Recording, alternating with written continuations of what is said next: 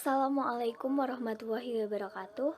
Kami dari kelompok 3 yang beranggotakan saya Sukya Saidah dengan NIM 011, Asa Wahyu Ningtyas dengan NIM 012, Anggita Nurhayu Setianingrum dengan NIM 013, Sania Nidaul Husna dengan NIM 014, dan juga Umi Rohayati dengan NIM 016. Pada kesempatan kali ini kita akan membahas materi selanjutnya dari akuntansi keperilakuan mengenai aspek keperilakuan pada perencanaan laba dan juga penganggaran. Nah, pertama-tama kita akan membahas mengenai hubungan anggaran dengan akuntansi. Akuntansi merupakan pencatatan secara sistematis dan juga teratur tentang pelaksanaan anggaran itu nantinya. Nah, akuntansi itu juga menyajikan data realisasi pelaksanaan anggaran secara lengkap. Data akuntansi yang menunjukkan hasil lebih bagus daripada apa yang dianggarkan itu memberikan kesimpulan bahwa perusahaan telah bekerja dengan sukses. Jadi dapat kita ambil kesimpulan, anggaran dan juga akuntansi itu memiliki kaitan yang sangat erat, di mana akuntansi itu menyajikan data historis yang sangat bermanfaat untuk mengadakan estimasi yang akan dituangkan dalam anggaran, yang nantinya itu akan dijadikan sebagai pedoman kerja di waktu yang mendatang. Dengan demikian, akuntansi itu sangat bermanfaat di dalam penyusunan anggaran.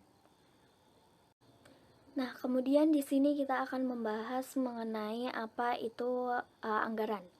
Anggaran merupakan suatu rencana yang disusun secara sistematis yang meliputi seluruh kegiatan perusahaan yang dinyatakan dalam unit moneter yang berlaku jangka waktu yang akan datang. Nah, dari penjelasan tadi itu dapat diketahui bahwa anggaran rencana kerja berupa taksiran-taksiran yang akan dilaksanakan di masa yang akan datang, dan anggaran diwujudkan dalam bentuk tertulis yang disusun secara teratur dan juga sistematis. Nah, selanjutnya kita akan membahas mengenai tujuan penyusunan anggaran itu sendiri. Tujuan penyusunan anggaran itu dibagi menjadi 5 poin. Yang pertama itu untuk menyatakan harapan atau sasaran perusahaan secara jelas dan juga formal, sehingga bisa menghindari kerancauan dan juga memberikan arah terhadap apa yang hendak dicapai manajemen. Yang kedua, untuk mengkomunikasikan harapan manajemen kepada pihak-pihak terkait sehingga anggaran dimengerti, didukung, dan juga dilaksanakan. Yang ketiga, yaitu menyediakan rencana secara rinci mengenai aktivitas dengan maksud mengurangi ketidakpastian dan memberikan pengarahan yang jelas bagi individu dan kelompok dalam upaya mencapai tujuan perusahaan. Yang keempat yaitu untuk mengkoordinasikan cara atau metode yang akan ditempuh dalam rangka memaksimalkan sumber daya.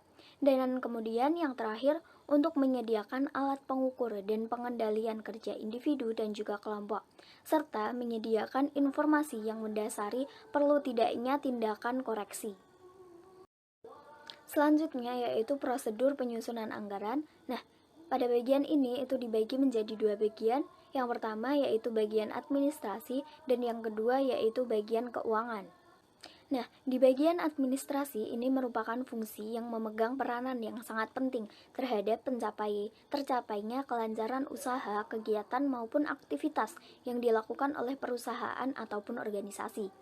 Nah, bagian administrasi ini pemahaman yang tepat antara administrasi dan juga kehidupan modern sangat tergantung pada definisi yang digunakan sebagai titik tolak berpikir. Administrasi di sini didefinisikan sebagai keseluruhan proses kerjasama antara 2 orang ataupun lebih yang didasarkan atas rasionalitas tertentu dalam rangka pencapaian tujuan yang telah ditentukan sebelumnya. Nah, bagian administrasi ini lebih mengarah kepada bagian yang memperlihatkan fakta dan juga keterangan yang diperlukan untuk perencanaan secara terperinci serta memperoleh keterangan atau data yang digunakan dalam penyusunan anggaran. Nah, selanjutnya yang kedua yaitu pada bagian keuangan. Nah, di bagian keuangan ini itu mempunyai tugas dan juga fungsi. Yang pertama yaitu mencatat pemasukan dan juga pengeluaran uang perusahaan tentunya. Selanjutnya yang kedua yaitu untuk membuat laporan keuangan yang akan dilaporkan ke pemilik dan juga ke bagian administrasi pajak. Yang ketiga yaitu melakukan pembayaran gaji karyawan setiap bulan, membuat buku kas dan juga buku pengeluaran operasional perusahaan. Dan yang terakhir adalah melakukan pembayaran terhadap biaya operasional. Yaitu fungsi dari perencanaan laba dan penganggaran. Yang pertama, perencanaan laba adalah pengembangan dari rencana operasional untuk mencapai sasaran dan tujuan. Yang kedua, anggaran merupakan rencana yang dicurahkan ke dalam keuangan dan istilah kuantitatif lain. Yang ketiga, ada perencanaan laba, terdiri atas anggaran operasi terperinci dan anggaran laporan keuangan. Itu fungsi anggaran. Anggaran memiliki beberapa fungsi, yaitu yang pertama, anggaran merupakan hasil akhir dari suatu proses perencanaan perusahaan. Yang kedua, anggaran berfungsi sebagai standar terhadap mana hasil operasi aktual yang dapat dibandingkan. Yang ketiga, anggaran merupakan cetak biru perusahaan untuk bertindak yang mencerminkan prioritas manajemen dalam alokasi sumber daya organisasi. Yang keempat, anggaran berfungsi sebagai alat pengendalian yang memungkinkan manajemen untuk menemukan bidang-bidang yang menjadi kekuatan atau kelemahan perusahaan. Yang kelima, anggaran bertindak sebagai suatu alat komunikasi internal yang menghubungkan beragam departemen atau divisi organisasi yang satu dengan lainnya. Yang keenam, anggaran mencoba untuk mempengaruhi dan memotivasi baik manajer maupun karyawan untuk terus bertindak efektif dan efisien. Selanjutnya yaitu ada pendekatan dalam menata sasaran laba. Pendekatan dalam menata sasaran laba dibagi menjadi 3, yaitu yang pertama ada metode a priori. Metode a priori yaitu sasaran laba mendominasi perencanaan. Yang kedua yaitu metode posteriori. Posteriori yaitu sasaran laba yang subordinasi dari perencanaan dan dinyatakan sebagai suatu hasil dari perencanaan. Yang ketiga ada metode pragmatik, yaitu manajemen menggunakan suatu standar laba yang telah diuji dan disetujui oleh pengalaman. Selanjutnya, saya akan membahas mengenai pandangan keperlakuan terhadap proses penyusunan anggaran. Terdapat 3 tahap utama dalam proses penyusunan anggaran, yaitu yang pertama, penetapan sasaran, yang kedua, implementasi, dan yang ketiga, pengendalian dan evaluasi kinerja. Yang pertama, ada penetapan sasaran. Kegiatan perencanaan ini dimulai dari bagaimana mentransformasi sasaran yang luas dari sebuah organisasi ke berbagai aktivitas yang spesifik. Dan sebaiknya manajer level bawah dan karyawan ini diberikan kesempatan untuk berpartisipasi dalam menetapkan sasaran karena mereka lebih mudah mengidentifikasi apakah sebuah sasaran ini akan tercapai atau tidak dan agar mereka menerima sasaran tersebut. Konsep keperlakuan utama yang mempengaruhi proses penetapan sasaran adalah partisipasi, kesesuaian, dan komitmen. Yang kedua, implementasi. Dalam implementasi ini, rencana formal digunakan untuk mengomunikasikan sasaran organisasi dan strategi yang digunakan, serta untuk memotivasi manusia yang ada di dalamnya. Hal ini dicapai dengan memberikan sasaran kinerja yang diharapkan secara detail untuk direalisasikan. Konsep keperlakuan utama yang mempengaruhi proses implementasi adalah komunikasi, kerjasama, dan koordinasi. Dan yang ketiga, ada pengendalian dan evaluasi kinerja. Nah, setelah anggaran diimplementasikan, fungsi kendali menjadi hal yang penting. Nah, apabila kinerja ini menunjukkan hal yang baik dan di atas standar yang telah ditetapkan, ini dapat menggambarkan laba di masa depan yang mungkin didapat dengan mentransfer pengetahuan dan teknologi untuk operasi yang sama. Nah, jika kinerja ini terdeteksi di bawah standar, maka fungsi kendali dan evaluasi ini akan menjadi hal yang baik untuk menghindari kerugian yang lebih lanjut yang mungkin akan timbul. Konsep keperilakuan yang mungkin mempengaruhi tingkatan ini adalah tekanan, motivasi, aspirasi, dan kegelisahan. Selanjutnya yaitu mengenai konsep-konsep keperilakuan yang relevan dalam proses penyusunan anggaran.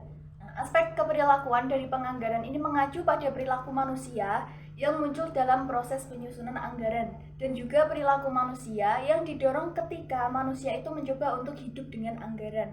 Nah, hal ini mengacu pada kegelisahan karena mengetahui bahwasannya batas pengeluaran itu tidak akan naik, ataupun dengan kata lain anggaran ini mengandung unsur keketatan di dalamnya.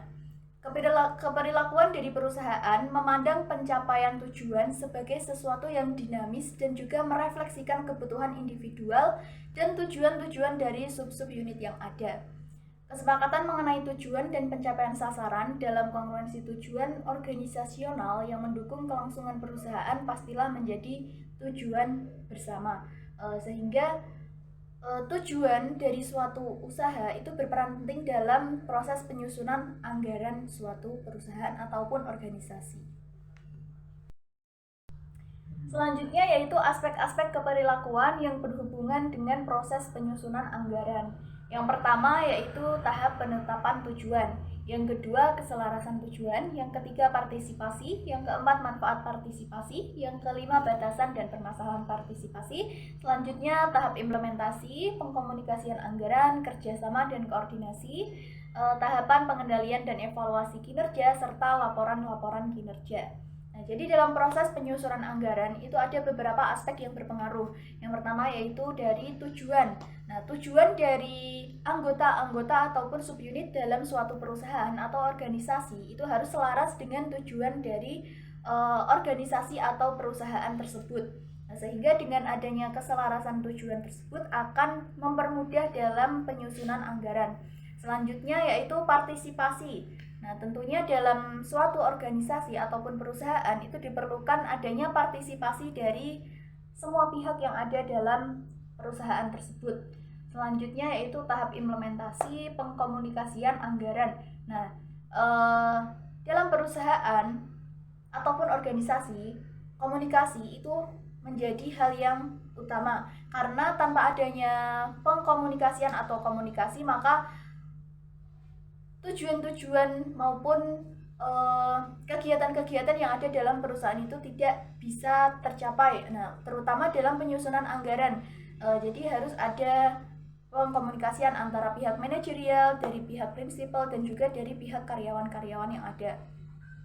Selanjutnya itu kerjasama dan koordinasi.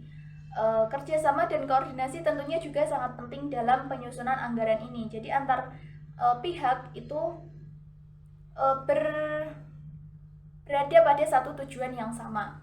Selanjutnya yaitu tahapan pengendalian dan evaluasi kinerja serta laporan-laporan kinerja. Nah, laporan-laporan kinerja ini lebih baik dibuat setiap bulan, di mana tujuan dari adanya laporan-laporan kinerja ini yaitu untuk pengendalian dan juga evaluasi kinerja dari karyawan-karyawan dalam perusahaan tersebut. Nah, pada slide kali ini saya akan menjelaskan mengenai tahap implementasi. Setelah sasaran dibentuk, pemimpin perencanaan mengkonsolidasikan ke dalam bentuk anggaran yang komprehensif. Anggaran diimplementasikan melalui komunikasi kepada personel kunci dalam organisasi. Hal yang diinformasikan berupa harapan manajemen, alokasi sumber perusahaan, kuota produksi, dan batasan waktu. Supaya anggaran dapat berjalan sebagaimana mestinya, seluruh karyawan harus belajar melihat anggaran sebagai alat manajemen untuk merancang dan mengendalikan aktivitas perusahaan, bukan sebagai hal yang membebani karyawan. Nah, pada tahapan implementasi dibagi menjadi dua. Yang pertama, mengkomunikasikan anggaran, dan yang kedua yaitu kerjasama dan koordinasi. Nah, yang pertama, mengkomunikasikan anggaran. Pemimpin anggaran atau perencana anggaran bertanggung jawab atas upaya mengimplementasikan anggaran yang telah dibuat. Hal ini dapat tercapai dengan mengkomunikasikan anggaran pada level yang lebih rendah. Komunikasi yang paling efektif dapat dicapai dengan cara pemimpin anggaran mengkomunikasikan anggaran secara personal dan diikuti dengan arahan tertulis atau diskusi informal kepada kepala subunit. Yang perlu disampaikan adalah asumsi-asumsi mengenai dasar atas anggaran yang telah disahkan. Level yang lebih rendah ini harus mengetahui asumsi mengenai alokasi biaya, prioritas pemasaran, harapan ekonomi atau laba, dan masalah yang mungkin dihadapi perusahaan. Nah, yang kedua yaitu kerjasama dan koordinasi. Implementasi anggaran yang berhasil membutuhkan kerjasama dari pihak yang memiliki perbedaan yang luas mengenai keahlian bakat. Koordinasi merupakan seni dan kombinasi yang efektif atas seluruh sumber suatu organisasi. Dari sudut pandang keperilakuan, hal ini berarti menggabungkan bakat dan kekuatan dari setiap partisipan organisasi dan membuatnya berjuang untuk mencapai tujuan yang sama. Untuk itu, pemimpin anggaran harus berhasil mengkomunikasikan bagaimana masing-masing bagian kecil tersebut bekerja agar sasaran organisasi yang lebih luas dapat tercapai. Pemimpin anggaran harus mengetahui dengan jelas departemen yang bertanggung jawab untuk tugas tertentu, siapa yang harus bertanggung jawab atas apa, dan siapa yang harus membantu. Tahap pengendalian dan evaluasi kinerja. Atas kemajuan pencapaian oleh karyawan pada tingkat ini, kinerja aktual dibandingkan standar anggaran yang telah ditetapkan untuk mengetahui titik mana yang harus diperbaiki dan bagaimana cara tepat yang akan digunakan untuk kinerja di bawah standar. Anggaran jarang tercapai tanpa adanya pengawasan yang berkelanjutan, mengetahui kinerja mana yang telah memenuhi, bahkan berada di atas standar untuk menjaga pengendalian atas biaya dan motivasi karyawan dalam pencapaian sasaran. Laporan kinerja minimal diadakan sebulan sekali. Baik, selanjutnya saya akan membahas mengenai konsekuensi disfungsional dari proses penyusunan anggaran. Selama proses penyusunan anggaran tidak dapat terlepas dari berbagai konsekuensi disfungsional, seperti 1. Rasa tidak percaya. Anggaran dapat disesuaikan dengan kejadian tak terduga, tapi memberi kesan tidak fleksibel. Hal ini dapat menjadikan sumber tekanan yang dapat menciptakan ketidakpercayaan, kecurigaan, permusuhan, dan kinerja yang buruk. 2. Resistensi. Anggaran digunakan secara luas dan manfaatnya sangat didukung, tetapi banyak peserta dalam organisasi masih menentangnya. Salah satu alasan utamanya adalah karena anggaran yang mengharuskan adanya perubahan. Banyak orang yang terbiasa melakukan sesuatu dengan cara tertentu dan melihat sesuatu dengan cara tertentu pula, dan dari mereka tidak ada keinginan untuk mengubahnya. Ini adalah tantangan bagi manajemen untuk berupaya menyelesaikan penolakan untuk mengubah ini dan sukses mengenalkan inovasi yang akan meningkatkan kinerja. Alasan lain dari penolakan anggaran adalah proses anggaran meminta waktu, perhatian, dan biaya yang tidak sedikit. Manajer atau supervisor merasa terbebani dengan tuntutan menyediakan waktu yang banyak dan lama, sehingga mengorbankan perhatian mereka pada masalah atau tanggung jawab lainnya. Oleh karena itu, mereka tidak ingin terlibat dalam proses pembuatan anggaran yang menyebabkan mereka tidak memahami seluk-beluk pembuatan anggaran. Mereka takut untuk mengakui hal ini atau tidak mau belajar cukup tentang perencanaan dan proses pembuatan mengenai anggaran, sehingga tidak dapat membuat kontribusi yang berarti. Yang ketiga, konflik internal. Anggaran membutuhkan interaksi antara orang-orang di berbagai tingkat organisasi. Konflik internal dapat terjadi sebagai akibat dari interaksi ini atau sebagai akibat dari laporan kinerja yang membandingkan satu departemen dengan departemen lainnya. Konflik dapat menyebabkan karyawan hanya berfokus pada kebutuhan departemen mereka, bukan kebutuhan seluruh organisasi. Oleh karena itu, manajemen harus mengidentifikasi dan mencari penyebabnya. Kemudian barulah tindakan untuk menghilangkan konflik internal, sehingga mengembalikan hubungan kerja yang harmonis dan produktif dapat dimulai. Keempat, efek samping lain yang tidak diinginkan. Efek samping lain yang tidak diinginkan yang mungkin berkembang adalah penekan yang berlebihan pada kinerja pusat-pusat pertanggungjawabannya dan kurang perhatian pada kinerja organisasi secara keseluruhan. Dengan hanya memfokuskan perhatian pada kinerja pusat pertanggungjawaban akan menyebabkan tujuan organisasi secara menyeluruh akan terabaikan.